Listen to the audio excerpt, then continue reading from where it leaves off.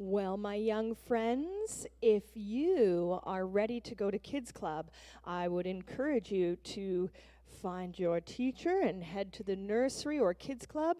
Parents or caregivers, if you have yet to sign them in, please do so at the check-in desk. Thank you. Our reading today comes from Isaiah chapter 40, verses 1 through 11. Comfort, comfort my people, says your God.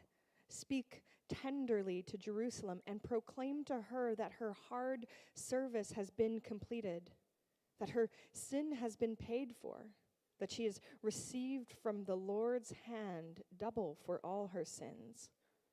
A voice of one calling, in the desert, prepare the way for the Lord. Make straight in the wilderness a highway for our God. Every valley shall be raised up, every mountain and hill made low. The rough ground shall become level, the rugged places a plain. And the glory of the Lord will be revealed, and all mankind together will see it. For the mouth of the Lord has spoken. A voice says, "Cry out." And I said, "What shall I cry?"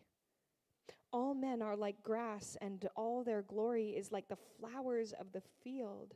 The grass withers and the flowers fall because the breath of the Lord blows on them. Surely the people are grass. The grass withers and the flowers fall, but the word of our God stands forever. You who bring good tidings to Zion, go up on a high mountain. You who bring good tidings to Jerusalem, lift up your voice with a shout. Lift it up, do not be afraid. Say to the towns of Judah, here is your God. See, the sovereign Lord comes with power, and his arm rules for him. See, his rewards is with him, and he will recompense all accompanies with him. He tends his flock like a shepherd. He gathers the lambs in his arms, and he carries them close to his heart. He gently leads those that have young. This is the word of the Lord. Do you want me to hold something? No, do you want to introduce me? What, you tell me what to do? Yeah, I'll do it. no, just introduce me. Okay. Oh, I thought you were asking me to hold a microphone. Okay. All right. Well, this is my friend Troy from Kelowna Gospel Mission, and he's coming here today to tell us a little bit about what's happening there and to encourage us in our ministries. So please give a warm welcome to my friend Troy. Thank you, Carly. According to the clock, I have 2 minutes, and I talk pretty quickly, but I'm not going to be able to talk that quickly. So I will move along here as best as I can. This is my fourth December that you folks have welcomed me to come and share a little bit about the work that we're doing as Kelowna's Gospel Mission, and also really to thank you as a church community for the way that you continue to support us with your bags of hope, that collection every single year. So once again, this year you are participating as a family, and every single item that you donate actually gets channeled into our outreach ministry, and it gets passed along to people who desperately need warmth during the cold winter season. So I just want to say a huge thank you to you as a church family for your continued prayers and tangible support along the way. I do want to just kind of give a brief, maybe some of you aren't as familiar with who we are as Kelowna's Gospel Mission. I'll give just a quick brief overview because I think lots of people still think of us as our shelter on Leon, which is a 60-bed shelter for men only, and that is true. We are that, but we actually have 6 sites across the city in which we are ministering, as well as an outreach team, as well as a food truck, as well as a thrift store, as well as a transitional program for men as well. We currently employ 137 people, and during the winter season, we'll scale up to 150 people, and we have 140 regular volunteers who serve every single week to help us actually provide the services that we provide in the city. So we are a big little organization in town trying to do as much work as we can to welcome people in the name of Jesus and provide places of hope and value and love and healing for them as they take that journey towards wholeness with us. We're journeying together towards wholeness as we serve and walk with them. I want to highlight just two things this morning to kind of bring you up to speed on. One is our emergency winter response. Our outreach team is scaling up, and you might have heard, it was announced this week from the city that we're partnering with them. It used to be that we would bring buses in when it became minus 20, and we would load people in the buses to keep them warm at night. We're partnering with the city this year, and we're actually erecting a huge tent that's going to be heated. There's going to be tables inside, and it's going to allow our outreach team, along with other partners, to join with people every single day in a warm tent space to provide meals around tables where they can sit together and build relationship, where other partners can provide medical support and mental health support, and where people can gather when it is below minus 15 and minus 20 to stay warm along the way. This is going to mean extra work, and it's going to mean a little bit of extra stress for our outreach team, who are out 3 days a week providing food for folks who are living unsheltered. But more than that, they're providing connection and relationship and referrals to services to help them make that next step towards healing and finding a home. And so there's going to be a lot of extra work on our outreach team, and so if you can think of them during these cold winter days, please pray for them. Pray for safety, pray for strength, pray for wisdom, pray that they will be able to have a huge impact in the lives of the people that they are serving who are unsheltered every day in our community. So that's kind of what's happening within our outreach team. We've also opened 12 surge beds for the winter season at our Bay Avenue shelter, and so we're looking to provide space for 12 people during the winter season where they will not need to be outside. So those are extra beds that we've been able to secure funding from BC Housing for along the way. The second thing I want to highlight is what's been going on in our kitchen, actually. Last fall, we were privileged in November to welcome Chef Jeremy Lipin to our team. Jeremy is a Red Seal chef who was just inducted into the BC Restaurant Hall of Fame, and I asked him, why are you here? And he said, you know, I've done it all, but I'm lacking meaning. And so I want to find meaning in my work, and I want to have a better life for my kids, and I want them to see me making a difference. And Jeremy has been incredible. He has taken us to basically, we are almost a no-waste kitchen now. Every year we get an abundance of produce from local farmers and orchardists, and we use as much as we can during the fall season, but there came a point where the food would start to spoil, and we would call our pig farmer, and we would help support the pig farmer along the way. I can tell you that since Jeremy's joined us, sadly we have fired our pig farmer because we don't need him anymore. With Jeremy's help, we secured a grant through United Way last year for $96,000, and we were able to purchase a huge bank of freezers as well as 2 ovens that are smarter than I am. You can program those things to do just about anything, and so we have started pickling this year. So these are preserving hope pickles and carrots. We're making apple jam and apple butter. We have 2 cryovac machines where we can actually dehydrate and fast freeze fruit so that we can actually blend it back into food services along the way. We've developed relationships with a micro grower that grows kind of vertically in town. So throughout the year, we're getting fresh lettuce, fresh tomatoes, and Jeremy is taking us to a space where we now provide vegetables and a complete meal with every meal that we provide for people in shelter as well as on the street. And the feedback has been from people, particularly those living unsheltered, I feel stronger, I feel clearer, I feel like I can make decisions to move forward because we believe that healthy food heals. And so there's lots of amazing things happening, and we are able to take donations. When we have donations of cash that comes in, we can actually make that go even further as we look to use as much of the product as we can. We've even built relationships with a farmer in Vanderhoof where we're now purchasing full cows, and we're doing nose-to-tail butchery, and we're using the entire animal to help provide food and healthy food for people on the street as well. So that's just kind of 2 quick highlights for you of what's been going on at the mission. Some new things there. Just know that every dollar that you donate is making a huge difference in the lives who are experiencing homelessness and addiction here in our community. And during this Christmas season, I would just ask a couple things. If you do give to the mission regularly, the postal strike you might have heard is still on. I don't know if you've noticed, but it's still happening. I've noticed, you might have heard too, that charities across the country are down about 18% because of the postal strike this year. And so if you do give to the gospel mission, I would encourage you, if you could pivot and give online, or you can call in a donation to our main office, or you can call and I will come to your house and pick it up. I will, honestly, it does not matter. My team and I are ready and able because we know that every dollar that comes in actually gives someone an opportunity to take a step towards wholeness, to find healing, to know that they are loved as they are, not as they should be, that they are welcomed, and that there's people who's going to put their arms around them and walk with them on that healing journey together. And so thank you so much again for your support as a church family. I'm going to be hanging around afterwards, happy to chat, but I just can't tell you how much I appreciate your support for us as a mission, as we are the hands and feet of Jesus, and we're your representatives in the community as we serve. So thank you again, and God bless.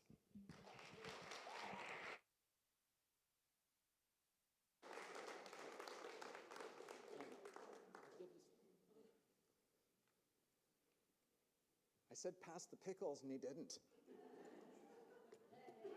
Thank you so much, Troy. I really appreciate all you do, and it's great to be here and hear the news of good things happening. It's the second Sunday of Advent, and we talked about tension last week, and I think we need to continue with this idea that Advent is a season of tension. And today we're looking at the advent of peace and the tension in that. But as I was preparing, I started thinking, I wonder what if our vision, our understanding of peace, of what it is too small, not big enough, lacking imagination. When things seem hard, we tend to make them smaller, reduce them to things that we think we can handle and tackle and understand. I do this habitually. A couple of years ago, Cindy and I planned a trip to Hawaii, and it was one of the trips we were really looking forward to. We knew we wanted to have some adventure and do some fun things, and we were going to rent road bikes. It was one of the things we wanted to do, to bike around the island. This is where all the cool bikers go, I guess. And a friend of mine who happens to be here today, but he knows who he is, he's wiser than me in all bike things, said, well, where are you going to bike? And I said, well, I think it sounds really fun to bike up the volcano, to go up Mauna Kea. I think that would be just a great thing to do. And he said, very kindly, I might add, he said to me, have you been training for it? I said, training? No, why? Well, you might want to think about that. So I went home and I Googled these words. Is Mauna Kea a hard bike climb? Let me read to you what came up. Mauna Kea is the most difficult bike climb in the world and one of the most epic. Adjectives do not do justice in describing this climb. Distinguished by the highest Fiat's index in the world, Mauna Kea is a monstrous, nearly impossible ascent. I didn't know what a Fiat's index is, so I thought I need to understand this. 28.9, that's a small number. What is Knox Mountain Hill Climb? 1.5. We settled for cruising around on the flats. It's more my style.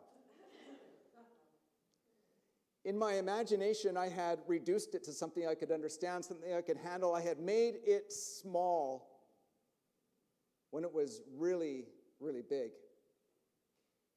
And I wonder if we have reduced peace and made it into something small when it is actually monstrous.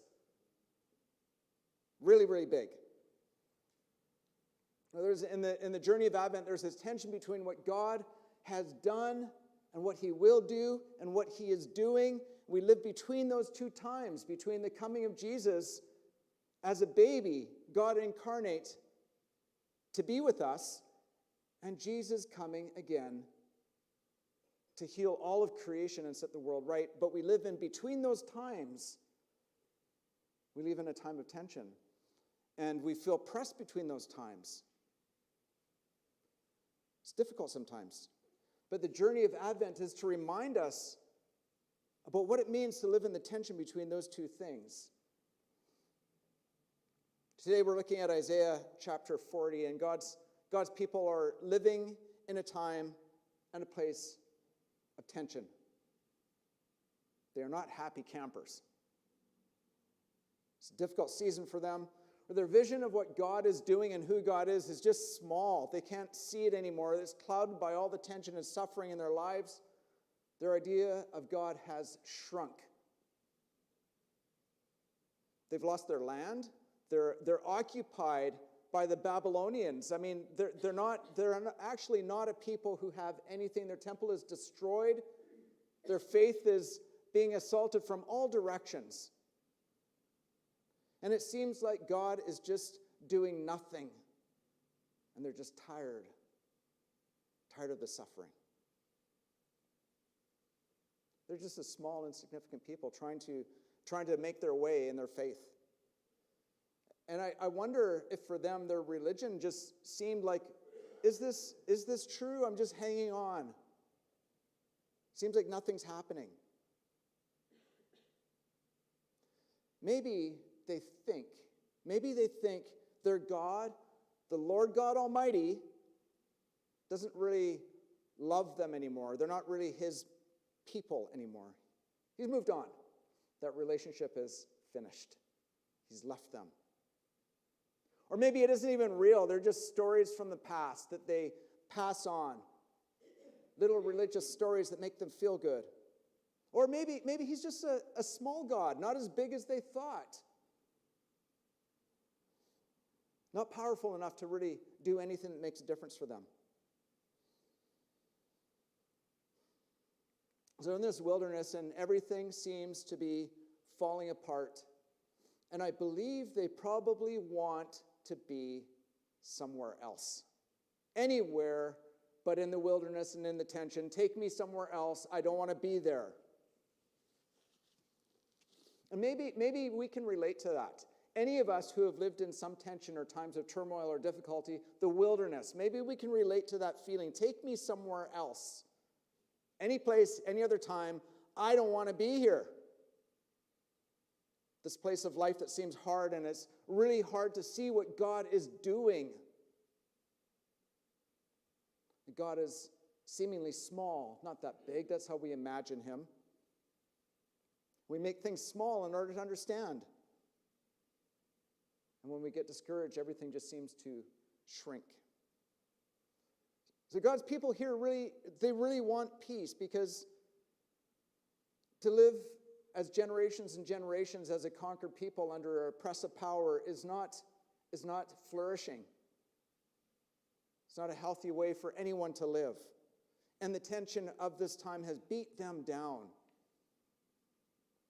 And I think more than anything, they just want peace. They want a situation where they can flourish. And they want to get out of this desert, out of this wilderness. And they want God to just take away the struggle. Take it away from them. Make it easy. Give them comfort. No more suffering. I just think, wouldn't that be nice? I kind of relate to that. To be removed from all the problems of life. I would like that. To have all the pressures that come towards us removed. All those things that cause us pain and suffering just gone, vanished. A world where there's peace and it just feels good all the time. A place where maybe I can just bike up a volcano like Mauna Kea and it's easy. It's called an e-bike. Forgot about that. Yeah, God speaks to them. Despite where they're at, he speaks to them. This is Isaiah chapter 40, verse 1. Comfort my people, says your God. He speaks words of comfort and peace to them, words of right relationship between God and them and God. But there's something that I think we really need to notice about this words, where the words come from for God's people, where they meet them. So God speaks these words to his people where? When they are in the desert, in this place of suffering. He speaks to them while they're in the wilderness. God speaks to them in the wilderness of exile, not after it. And they're in this dark place, this place of suffering, a place of tension. And in that place, God says, comfort. Comfort my people. Isaiah continues, he says in verse 3, a voice of one calling, in the wilderness, prepare the way for the Lord.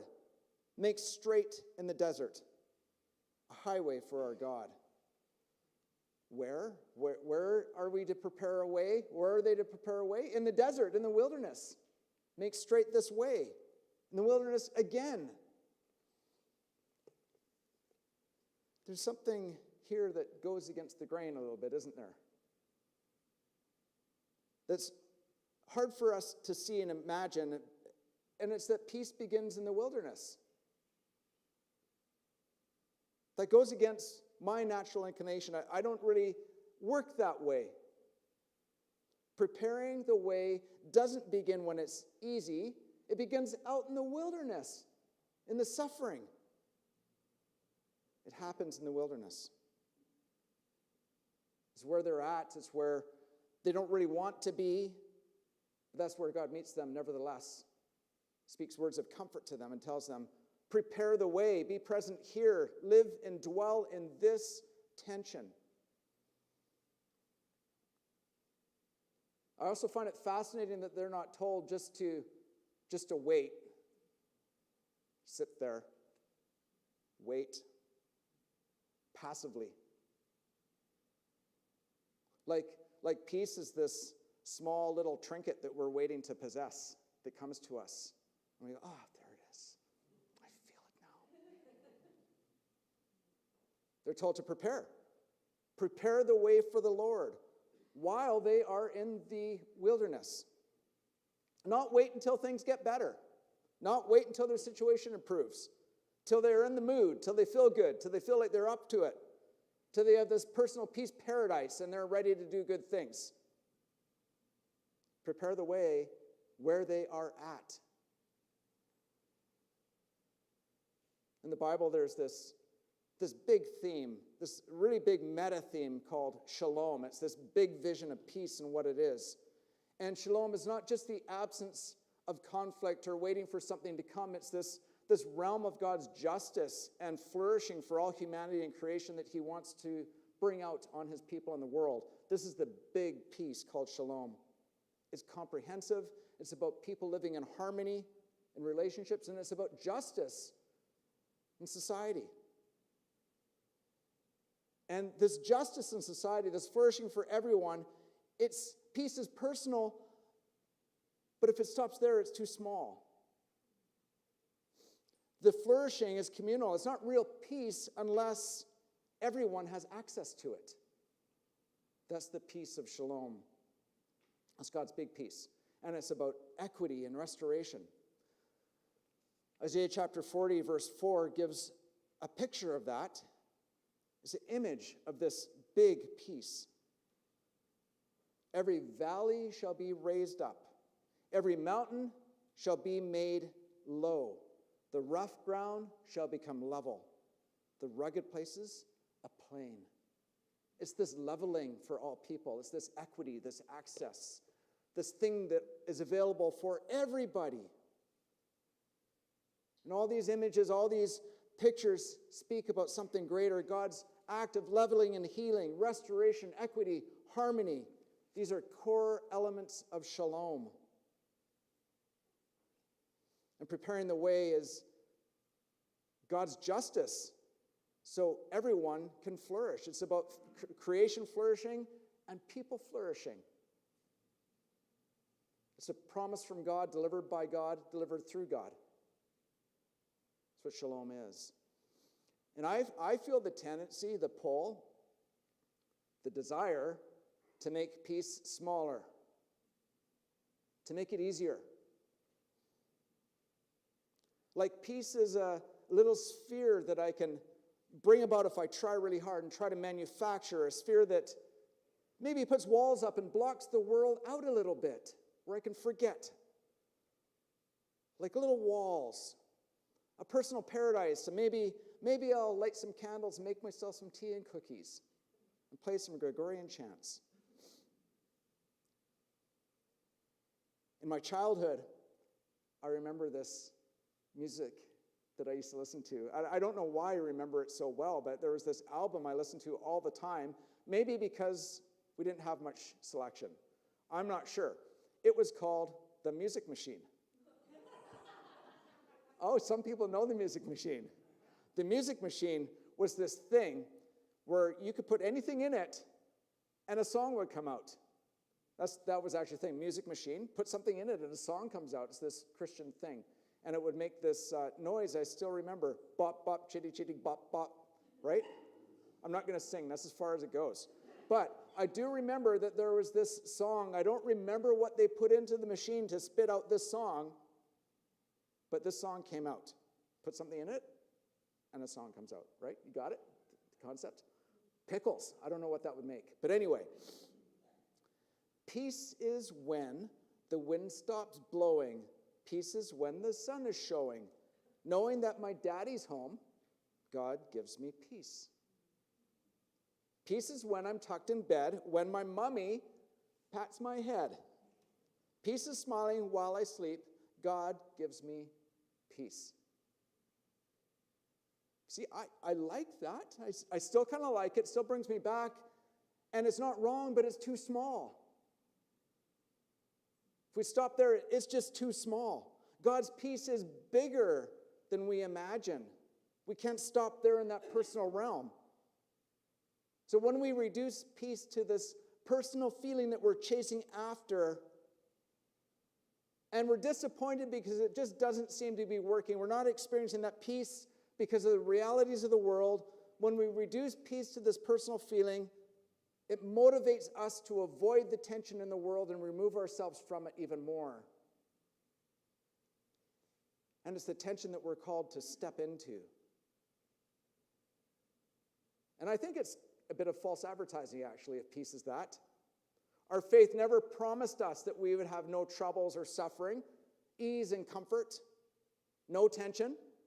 So if we imagine this is peace, then our faith is really shaky. It's too small. A small passive peace where we shut things out, it's too small. Our faith calls us to prepare the way for peace by entering into those places of suffering. And know and hope. Look forward to the second advent, that peace will be fully present with the coming of Jesus. The Prince of Peace will establish it fully at some time. But in the meantime, we participate in God's shalom, preparing the way over all of creation with Him. In the meantime, we live in tension. Advent, the season of Advent, gives us these deep lessons that I think we've forgotten about the bigness of God and His peace. God's peace is so big. It's bigger than we can imagine. Isaiah 2, it's like this giant mountain that dominates the whole landscape, and His peace and justice rolls out like a mighty river from that place. Advent is bigger than we think. Advent's about preparing the way.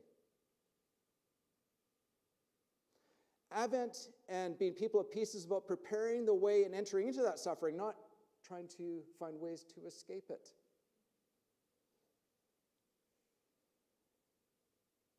Advent is about preparing the way even in the wilderness, even in the tension, maybe especially in those places. It's not about leaving those places. It's not about going into those spaces without Christ. It's about entering into those spaces with the peace of Christ. I love it when we do the peace of Christ when we pass that. But what about passing the peace of Christ in a space of suffering? In a space of tension? It's a different thing. John 16:33, Jesus is talking to His disciples, and He gave these words, this promise. He says, I have told you these things so that in me you may have peace. Here's part of the promise. In this world you will have trouble. But take heart, I have overcome the world. See, already not yet of what Jesus is doing. You will have trouble. There's tension in this world. Be a people of peace. These are words that Jesus delivered in tension, okay? These are words where he was just about to suffer and be crucified. This is words delivered in the wilderness, in suffering. Peace in the suffering. His promise of peace in tension. I don't know what I was thinking, but when I started thinking about this bike thing up Mauna Kea, I had another thing come to me because I just watched this documentary called The Iron Cowboy. Anyone heard of that? Okay, The Iron Cowboy is about this guy, his name's James Lawrence, that he decided, wouldn't it be a good charity fundraiser to do 50 full Ironman triathlons in 50 days in 50 states? Right? You get that? Okay, 50 Ironmans in 50 days in 50 states. And let me just make sure I get this right. That means a 3.86 kilometer swim, 180 kilometer bike ride, and 42 kilometer marathon every day for 50 days in 50 different states. So he went about to do this to raise money for a charity, and he actually succeeded. And he averaged about 4 hours of sleep a night. I guess that didn't matter. But the thing that was really interesting to me was that his wife was interviewed after this epic thing that he did, which would be harder than going up Mauna Kea. She said this: "We expect life to be easy." And she made this observation: good things don't always feel good. I thought that was really profound. Good things don't always feel good. We expect life to be easy. Sometimes good things are hard. I wonder how that sits with you. I wonder how that sits with us. When our natural reaction is to avoid all those spaces of tension and those difficult things instead of entering into them. To move out of those places and spaces because we think something's wrong, something's not working because there's tension. Ever tried having a difficult conversation? Any of you? Nobody? Nobody's had a difficult conversation? It's really easy and nice just to convince ourselves that it'll just go away. We don't really need to have this conversation. Things usually resolve themselves quite nicely. Avoid the tension. Ever felt that God was calling you to something difficult? Now, the narrative of avoiding the tension is this: well, if it's really God's will, doors will open. It'll be easy. I'll just breeze right through there and find a way. But the theology of tension says that's not the case. You've got to be willing to step into the suffering. Sometimes when things are easy doesn't mean they're good. Have you ever thought about entering a space of suffering with someone? Because you know it will cost you something to enter into a space where somebody else is suffering. And it's easy to say somebody else is called to that. It's not my spiritual gift. My spiritual gift is actually more hospitality and cookies stuff like that. Maybe someone else is called to that suffering thing. Ever wanted to just leave the church because you feel like there shouldn't be any tension in the church? It should be easy. Things should just go smooth. And actually, if things aren't going that way, something's wrong and it's time to leave. Ever thought that way? If it's God's work, it must be easy. That's the assumption that this all challenges today. This theology of tension and being precisely in the suffering that God calls us to. Because it's in those places of difficulty and tension that God really meets his people. Those are the places where God's presence is most profoundly felt. That's where God meets us, in those difficult spaces.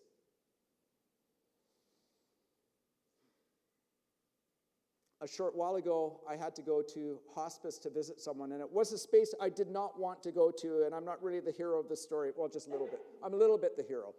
No, I'm not. I'm just kidding. You're supposed to laugh. You're supposed to know I'm joking.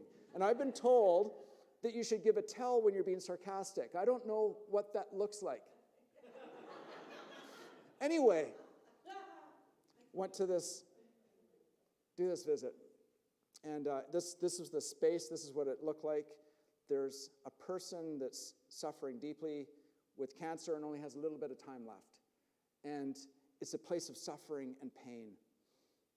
And in that space, I brought communion. And it was really interesting to go through the words of communion and think about us saying we're participating in Christ's suffering with him and him with us.